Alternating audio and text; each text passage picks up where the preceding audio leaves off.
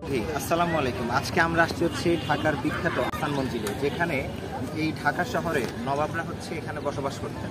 একেবারে ব্রিটিশ আমল থেকে শুরু করে আমাদের দেশভাগের সময়কাল পর্যন্ত এবং স্বাধীনতা পরবর্তী সময় আগ পর্যন্ত এখানে বসবাসের সময় ছিল।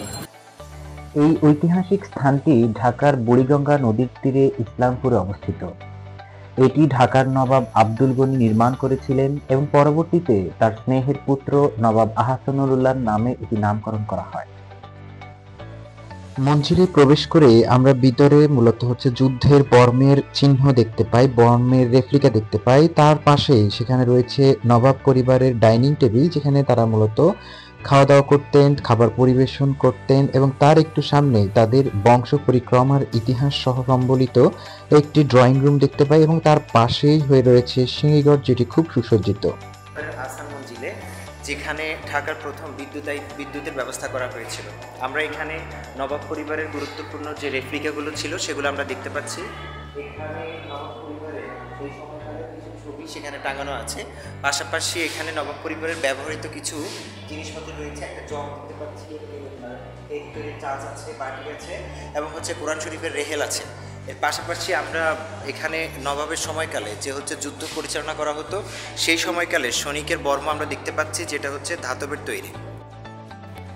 এছাড়া মঞ্জিলের ভিতরে প্রবেশ করলে আমরা তৎকালীন ঐতিহাসিক কিছু ছবি দেখতে পাই। তার মধ্যে যেমন তীরের ছবি আছে তৎকালীন সময়ের ব্যবহার্য জিনিসপত্র যেগুলো সংরক্ষণ করা হয়েছে, এবং দেয়ালের মধ্যে তৎকালীন নৃত্য শিল্পী যারা নৃত্য করতেন তাদের ছবি আছে।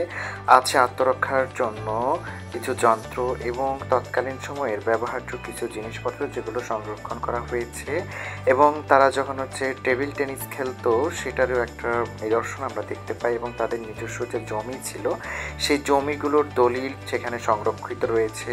এবং জমিদার আহসান মঞ্জিলের ব্যবহৃত বিভিন্ন ধরনের গহনার ব্যবহার রয়েছে। পাশাপাশি তাদের বংশধরদের একটি ছবি এখানে অঙ্কিত রয়েছে। তৎকালীন সময়ের নবাব সলিমুল্লাহর একটা ছবি সেখানে অঙ্কিত রয়েছে, আছে লর্ড কার্জনের ছবি। এই সব কিছু মিলে আমরা আরও সামনে গিয়ে দেখতে পাই সেখানে কিছু ঝাড়বাতি রয়েছে। তৎকালীন সময়ের ঝাড়বাতি অনেক সুন্দর ছিল, আমরা বুঝতেই পারছি। এবং ঢাকা শহরের আহসান মঞ্জিলেই প্রথম বিদ্যুৎ সংযোগ দেওয়া হয়, যেটা একটা রেপ্লিক এখানে দেখানো হয়েছে, এবং যুদ্ধের ময়দানে একজন সৈনিক কেমনভাবে প্রস্তুত থাকবে সেটা এখানে আমরা দেখতে পেলাম। দেয়ালে কিছু ছবি আছে সেই বিখ্যাত ব্যক্তিদের। পাশাপাশি এই জমিদার বাড়িতে ভিতরের আলমারি